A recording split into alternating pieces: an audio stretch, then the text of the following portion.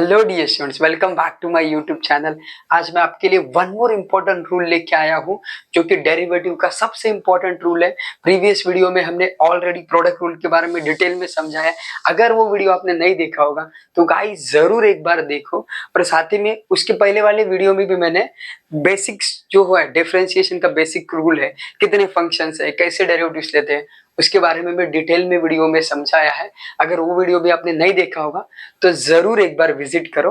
Right, चलिए फिर start करते हैं अपने वीडियो को। तो यहाँ पे आपको नजर आ रहा है y इज इक्वल टू ये क्वोशंट। मैंने क्या बोला? क्वोशंट। क्वोशंट मतलब है डिवीजन वाला रूल आप बोलते हो। राइट, यहाँ पे कोई रट्टा मारने की जरूरत नहीं, यूवी वगैरह याद रखने की कोई जरूरत नहीं, बड़ा ही सिंपल है। तो देखो मैं क्या करता हूँ, ये जो आपका न्यूमरेटर है ना, इसको मैं बोलता हूँ 1, और ये जो आपका डिनोमिनेटर है ना, उसको मैं बोलता हूँ 2। राइट, है थोड़ा सा सम तो दिखाई दे रहा है ना अच्छे से। हाँ, इसको 1 2। तो वहां पे मैंने क्या first function as it is बोला था प्रोडक्ट रूल में। नहीं देखा होगा तो जाके देख लो। First function as it is derivative of second function. यहाँ पे उसी का उल्टा करने वाले हैं। तो मैं क्या करूंगा, y को dy अपॉन dx लिख देता हूँ। Second function as it is, right, derivative of first function. तो फर्स्ट फंक्शन का लूंगा मैं डेरिवेटिव। सिमिलरली यहाँ पे माइनस करेंगे, प्रोडक्ट रूल में प्लस किया था, यहाँ पे माइनस करेंगे। अभी इसी को लिखेंगे रिवर्स ऑर्डर में। Second first function as it is, यहाँ देखो, है ना, यस, डेरिवेटिव ऑफ क्या है, रिवर्स ऑर्डर में। राइट, रिवर्स ऑर्डर अपनी हो गई कंप्लीट। एंड डिनोमिनेटर में जो भी डिनोमिनेटर आपका ना, उसका करने का स्क्वायर।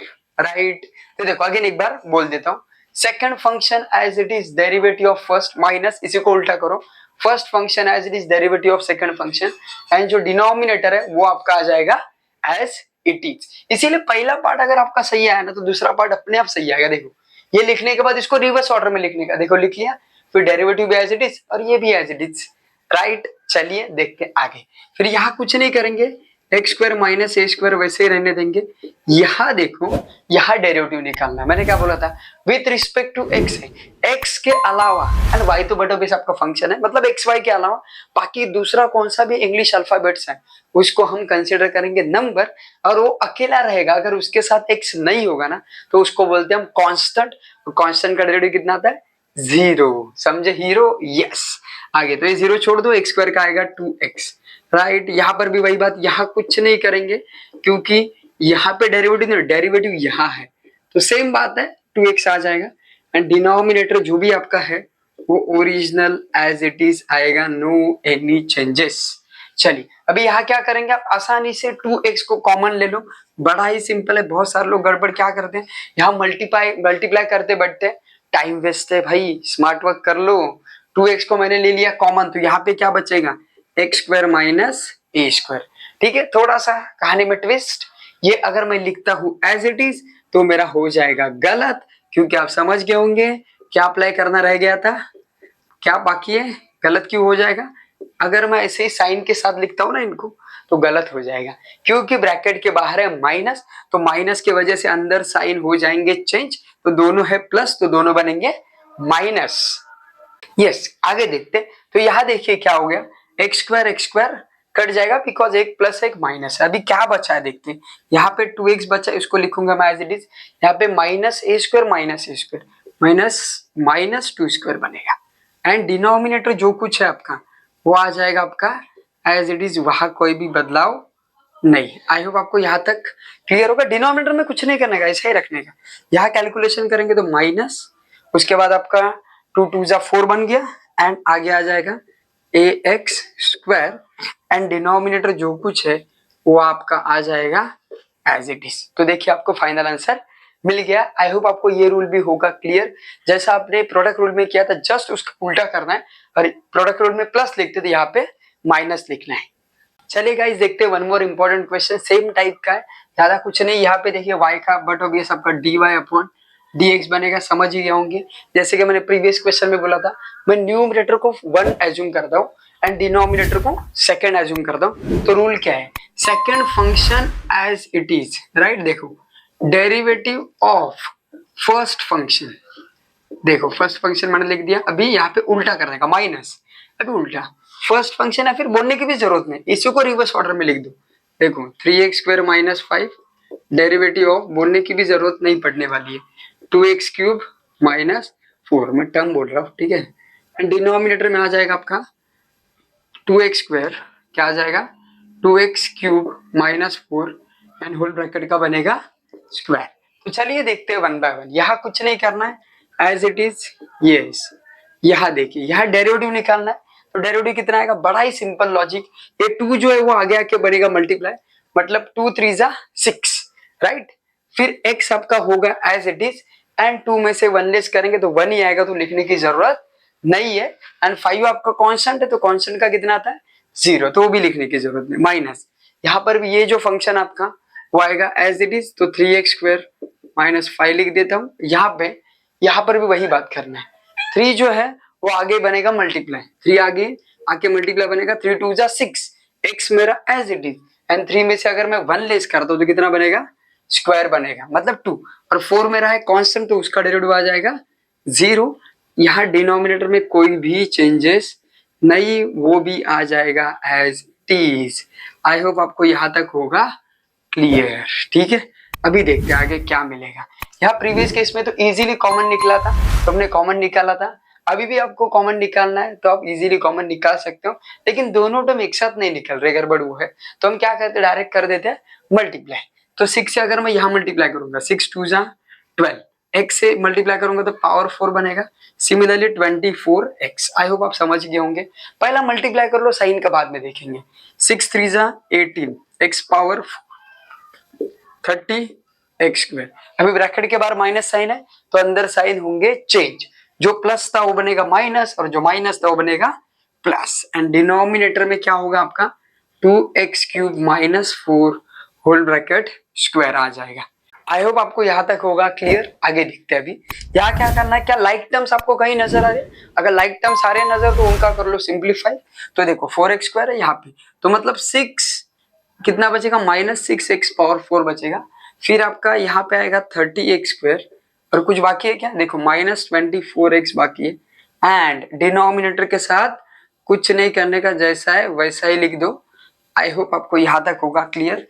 ये आ जाएगा आपका फाइनल आंसर। अगर आपको कुछ यहाँ से कॉमन वगैरह निकल रहा है ना, तो कॉमन निकाल सकते हो, लेकिन कॉमन निकल के वैसे भी कुछ कैंसिल नहीं होगा, तो मैं इसीलिए इतना ही आंसर को रख रहा हूँ। चलिए गाइस देखते हैं नेक्स्ट वाला क्वेश्चन। यहाँ आपको क्वेश्चन दिखाई दे रहा है, बेसिक मैंने लिख के रखा है। शुरुआत करते हैं, वही अपना बेसिक रूल। मैं इसको फर्स्ट बोलता हूँ, सेकंड बोलता हूँ। Second function as it is derivative of first, बस इतना आपने लिख लिया ना, आगे सब सही आएगा। बीच में माइनस, और इसी को भी रिवर्स ऑर्डर में लिख लेगा। log x derivative of first function, क्या फर्स्ट फंक्शन है, x³ माइनस 5, एंड डिनोमिनेटर में जो आपका ओरिजिनल डिनोमिनेटर है उसको लिखने का एज इट इज, और उसका करने का स्क्वायर। आई होप आपको यहाँ तक होगा क्लियर। यहाँ कुछ नहीं करना है, क्योंकि यहाँ इसका डेरिवेटिव नहीं निकालना है। डेरिवेटिव किसका निकालना है, log x, तो उसका कितना आएगा 1/x माइनस, यहाँ पर भी कुछ नहीं करेंगे। यस, इसका डेरिवेटिव निकालेंगे तो 3x² आएगा। समझे कैसे ना, समझने की जरूरत है। चलिए फिर भी एक बार बता ही देता हूँ। 3 है वो आगे आ जाएगा, x एज इट इज, 3 में से 1 लेस होगा मतलब 2, 5 आपका कांस्टेंट है, उसका डेरिवेटिव आ जाएगा 0। एंड डिनोमिनेटर में क्या करेंगे, देखो एंड डिनोमिनेटर में क्या करेंगे, जो भी आपका डिनोमिनेटर है उसको लिखेंगे एज इट इज। अभी देखते क्या कुछ कॉमन वगैरह निकल रहा है क्या। यस, कॉमन तो वैसे निकल सकता है, लेकिन बहुत झंझट मारी कॉमन निकालने के लिए, यहाँ पे हर जगह नहीं। तो इसीलिए मैं क्या करूंगा, इतना ही आंसर लिख दूंगा। देखिए मुझे मिल गया आंसर। या एक्स वगैरह निकलेगा, फ्रैक्शन रहने दो, इतना ही काफी है। अगर इजीली कॉमन निकल रहा है तो निकालो, अदरवाइज इतना भी काफी है। आई होप ये क्वेश्चन इजीली आपको समझ आ गया होगा। चलिए गाइस देखते हैं वन मोर क्वेश्चन। सेम दिख रहा होगा, लेकिन ऊपर प्लस है माइनस है, तो कैंसिल मत करो, ठीक है ना, फर्क है थोड़ा। सो डायरेक्ट डेरिवेटिव निकालेंगे तो dy/dx। बाकी आपको पता है second function as it is, right, derivative of first function, बड़ा ही सिंपल समझिए। अभी माइनस करने का, इसी को रिवर्स ऑर्डर में लिखने का। देखो इसी को हम लिखेंगे रिवर्स ऑर्डर में, तो यहाँ पे क्या आएगा 3x + 2। आई होप आपको यहाँ तक होगा क्लियर। एंड आपका जो डिनोमिनेटर है ना, वह कोई भी चेंजेस नहीं, वो as it is and whole bracket का करने का स्क्वायर। आगे देखते हैं। अभी यहाँ कुछ नहीं, क्योंकि यहाँ डेरिवेटिव वगैरह हमने नहीं निकाला, एज इट इज। यहाँ देखिए ये जो 3 है वो 3 आपका कोएफिशिएंट है as it is. E power x का डेरिवेटिव आएगा ई पावर एक्स, एंड 2 तो कांस्टेंट है, वैसे भी उसका 0 आ जाएगा, छोड़ दो।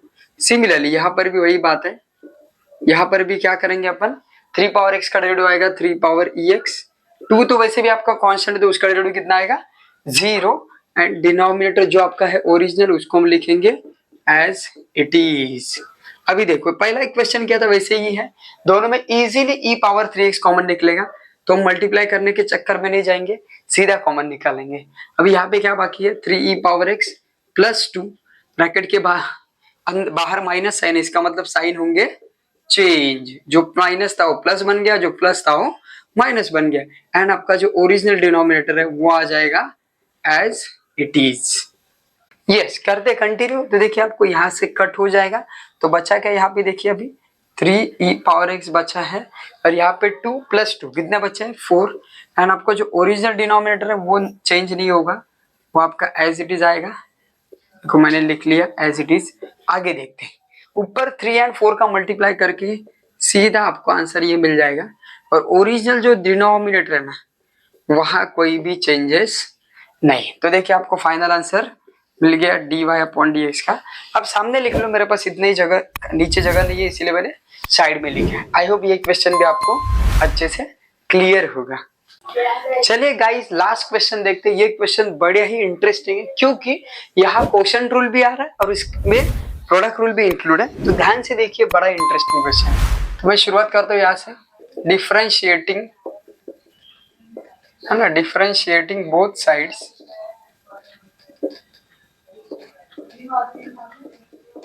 Yes with respect to x.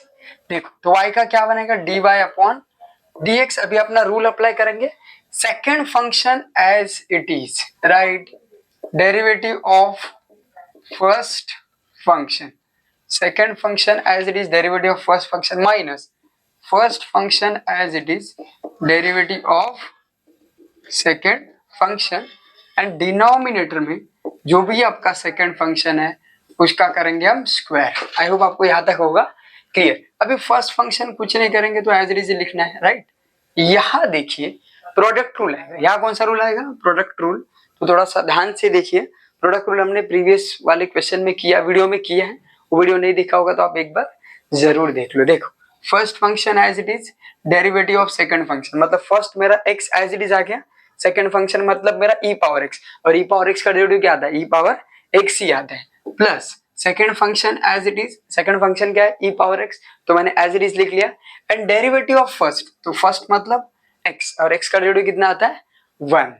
यहाँ पे कुछ नहीं करना है, x एज इट इज, यहाँ पर भी, यहाँ हम डेरिवेटिव निकालेंगे, बीच में प्लस है, जल्दबाजी मत करो, प्लस है तो इंडिविजुअल निकलेगा, x का 1 मिलेगा और e पावर x का e पावर x मिल जाएगा, एंड डिनोमिनेटर में यहाँ कोई भी चेंजेस नहीं, as it is. I hope आपको यहाँ तक होगा क्लियर। अभी हम क्या करेंगे, देखिए यहाँ मैं लिखता हूँ as it is, yes I hope आपको क्लियर होगा। ये जो स्क्वायर ब्रैकेट आपको दिख रहा है ना, वहां पे देखो e पावर x 2 बार है, तो मैं क्या करता हूँ e पावर x को ही कॉमन लेता हूँ, तो अंदर बचेगा x प्लस 1। आगे कुछ नहीं करना है, यहाँ पर भी एज इट इज आ जाएगा, क्योंकि यहाँ वैसे भी कॉमन कुछ निकल नहीं रहा है, ठीक है, एंड डिनोमिनेटर में कोई भी चेंजेस नहीं, वो आ जाएगा आपका as it is. I hope आपको यहाँ तक होगा क्लियर। यस चलिए कंटिन्यू करते हैं और देखते हैं क्या मिलता है। यहाँ ध्यान से देखो, ये कंप्लीट एक सिंगल टर्म है, बीच में मल्टीप्लिकेशन है, और ये कंप्लीट एक सिंगल टर्म है, तो इनमें से आप नोटिस करेंगे तो e पावर x, देखिए अंदर वाला e पावर x नहीं, ये वाला, राइट, और यहाँ पे ये वाला, अंदर वाला नहीं, तो e पावर x में लेता हूँ बाहर, तो देखते हैं अंदर क्या क्या बचेगा। ये वाला पार्ट बाकी है, तो इसको मैं लिखता हूँ एज इट इज, राइट। यहाँ पे ये वाला पार्ट बाकी है, इसको भी मैं लिखता हूँ एज इट इज। यहाँ पे क्या बाकी है, e पावर x आपने बाहर लिया है x, and 1 plus e power x, ये वाला पार्ट बाकी है। एंड जैसे कि मैंने बोला, डिनोमिनेटर के साथ कुछ नहीं करने का, जैसा है उसको वैसा ही लिखने का। तो देखो आपको dy/dx का आंसर मिल गया, यही आपका फाइनल आंसर। और कुछ कॉमन निकालने के चक्कर में मत जाओ, और निकलेगा भी नहीं, वैसे भी टाइम वेस्ट हो जाएगा। आई होप ये जितने भी मैंने पांचों के पांचों क्वेश्चन कर लिए, जो कि होने वाले हैं, जो कि थे आपके क्वेश्चन टूल के बेसिस पे। तो हमने सारे क्वेश्चन कवर कर लिए हैं। आई होप आपको ये वीडियो और ये क्वेश्चंस अच्छे से समझ आ गए होंगे। ये वीडियो अगर आपको पसंद आ गया हो तो वीडियो को लाइक करो। चैनल को अगर सब्सक्राइब नहीं किया होगा पहले तो दोस्तों चैनल को सब्सक्राइब करो। इंपॉर्टेंट क्वेश्चंस इंपॉर्टेंट तरीके शेयर करने वाला हूँ, तो अपने दोस्तों के साथ इस वीडियो को शेयर करना मत भूलो। Thank you so much for watching this wonderful video.